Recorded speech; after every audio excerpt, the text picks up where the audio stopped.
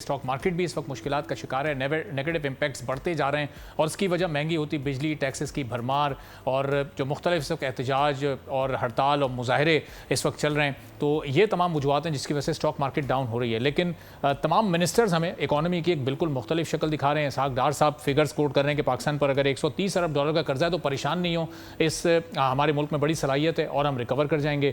وزیر خزانہ یہ کہہ رہے ہیں کہ ملک معاشی استحکام کی جانب گامزن ہے۔ اب اس معاشی استحکام کی ڈیفینیشن کیا ہے ان کے نزدیک؟ عطا تارڑ صاحب یہ کہہ رہے ہیں کہ آئی پی پیز کے معاملے پر ہم ری نیگوشیٹ کرنے پر غور کر رہے ہیں، ابھی تک یہ صرف غور ہی چل رہا ہے، یہ عملی طور پر کیوں یہ معاملہ شروع نہیں ہو پا رہا اور اس وقت ہماری اکانومی کہاں پر کھڑی ہے اور آنے والے دنوں میں مزید بہتری آئے گی یا مزید خرابی کی طرف جائے گی، اس پر ہم بات کریں گے۔ شاہد حسن صدیقی صاحب ہمارے معاشیات ہیں، ہمارے ساتھ موجود ہیں۔ تو شاہد صاحب، جو اس وقت سیکٹرز کا مختلف ہم حال دیکھ رہے ہیں جو اکانومی سے جڑے ہوئے ہیں، کوئی احتجاج کر رہا ہے، کوئی اپنے مطالبات لے کر ایوان صدر جا رہا ہے، کوئی وزیر اعظم سے بات کرنا چاہ رہا ہے، کوئی اس وقت سڑکوں پر دھرنے دیے بیٹھا ہے، اور جو منسٹرز ہیں، جو کیبنٹ ممبرز ہیں، وہ سب اچھا ہے کہ رپورٹ دے رہے ہیں، ان کے نزدیک سب بہتر ہو رہا ہے۔ جو معاشی استحکام ہوتا ہے اس کی ڈیفینیشن کیا ہے آپ کے نزدیک؟ یہ بنیادی بات یہ ہے کہ ہم وزیروں کے بیانات پہ جانے کے بجائے اسٹیٹ بینک کے اور حکومت پاکستان کے جو اعداد و شمار پبلشڈ ہیں ان کو اگر آپ دیکھیں تو بالکل واضح طور پر نظر آتا ہے کہ پاکستان کی معیشت زبردست مشکلات کا شکار ہے۔ کون سے معاشی استحکام کی بات کر رہے ہیں آپ؟ $9 ارب کے ریزرو پر آپ کہہ رہے ہیں جی زبردست اضافہ ہو گیا، تو $12 ارب تو 3 ملکوں کا ڈپازٹ آپ کے پاس ہے جس کو آپ رول اوور کرا رہے ہیں، تو یہ ہے کہاں ریٹ؟ دوسری بات یہ تھی کہ اگر آپ 2.5% سالانہ کا شرح نمو لانا چاہتے ہیں اس سال اور آپ کہتے ہیں کہ جی 12% افراط زر کا ہدف ہے، یعنی 5 گنا ہے، حالانکہ یہ کم سے کم 16% رہے گا، تو یہ کیا بات کر رہے ہیں آپ؟ میں بنیادی طور پر آپ کو یہ بتانا چاہتا ہوں کہ بہت سنگین خطرات ہیں معیشت کو، اور یہ میں بات جو کر رہا ہوں صرف حکومت کے اعداد و شمار پہ کر رہا ہوں اور اسٹیٹ بینک کے۔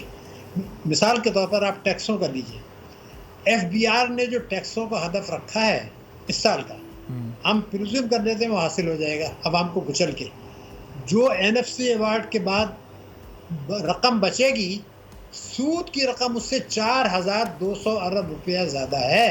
صحیح، کبھی آپ تصور کر سکتے تھے چند سال پہلے کافی روپیہ بچتا تھا آپ کا، 100 روپے میں 40 روپے بچ جایا کرتے تھے، اب 4200 ارب روپے سود زیادہ ہے۔ تعلیم، صحت، ہر چیز قرضوں پہ چل رہی ہے، اور اگر اتنے زبردست ہے تو کیا یہ خطرہ نہیں ہے کہ آگے چل کے ہم سے یہ کہا جائے گا کہ خدا نخواستہ آپ اپنے ملکی قرضے بھی ری شیڈول کر دیں کچھ نہ کچھ؟ وہ تو خوفناک بات ہوگی۔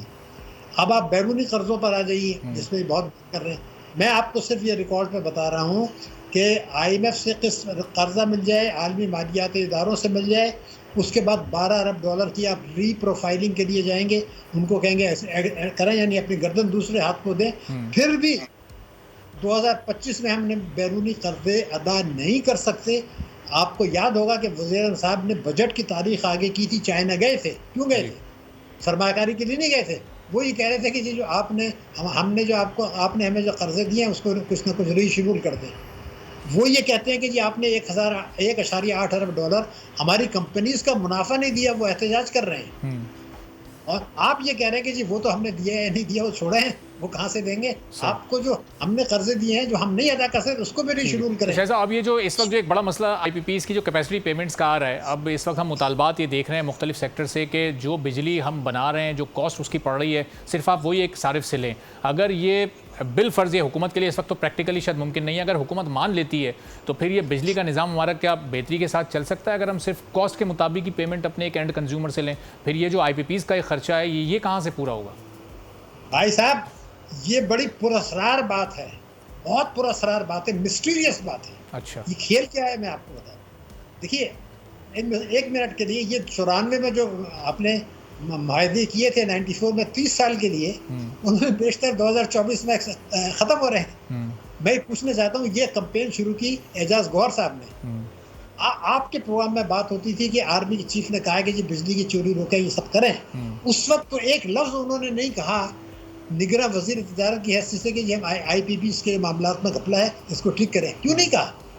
ایک بات سوچنے کی بات ہے نا۔ بات کیا ہے کہ آپ کے 80% تو آئی پی پیز جو ہیں وہ حکومت کے اور چائنا کے ہیں، آپ ان میں سے کیا لینا چاہتے ہیں بھائی؟ ضرور کریں، صحیح. لیکن اچھا اب شاہد صاحب جو حکومت کے بھی ہیں وہ آپ دیکھیں کہ کتنے قریبی لوگوں کے ہیں وہ, ایک سلیمان شہباز, جہانگیر ترین صاحب اور مختلف جو نام سامنے آتے ہیں. سبسکرائب کریں اور بیل دبائیں تاکہ کوئی خبر رہ نہ جائے.